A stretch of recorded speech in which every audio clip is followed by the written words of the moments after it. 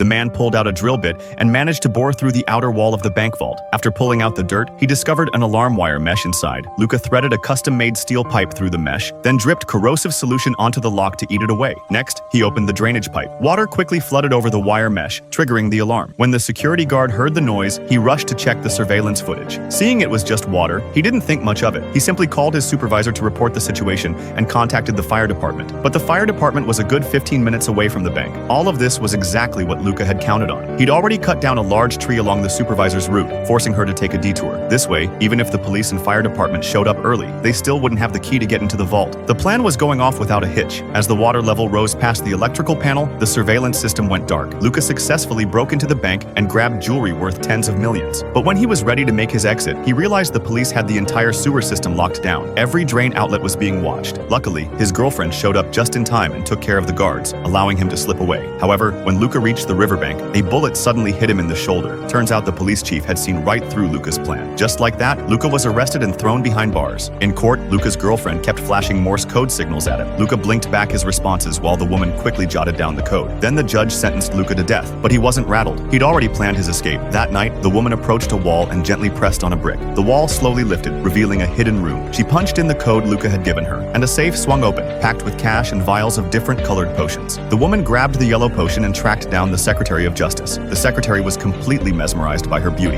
and said he'd do anything for her. The woman smiled faintly. She immediately picked up the newspaper on his desk, saying she wanted to see what this legendary thief looked like. The secretary refused point blank. The woman pretended to leave, looking hurt. In the next instant, the secretary caved and agreed to her request, then accompanied her to the prison. Citing national security concerns, the secretary demanded that the warden let them interrogate the prisoner alone, so the guards escorted them to Luca's cell. 30 minutes flew by, and the secretary and woman walked back out. He even told the warden that the prisoner was incredibly slippery and wouldn't say a word. The warden didn't suspect a thing. The next day was execution day. Luca was led to the guillotine. Seeing Luca's blank expression, the warden remarked how weird this guy was. From arrest to imprisonment to execution, his face had never changed once. Hearing this, the police chief realized something was off and tried to stop the execution, but it was too late. The blade had already dropped. He rushed forward to get a closer look, and sure enough, the dead man wasn't Luca. It was the secretary. It turned out that last night, the moment the secretary stepped into the cell, the woman had injected him with the potion, instantly turning him into a vegetable. Then Luca put on the mask he'd prepared ahead of time. When the moment came, Luca just waltzed right out of there like he owned the place.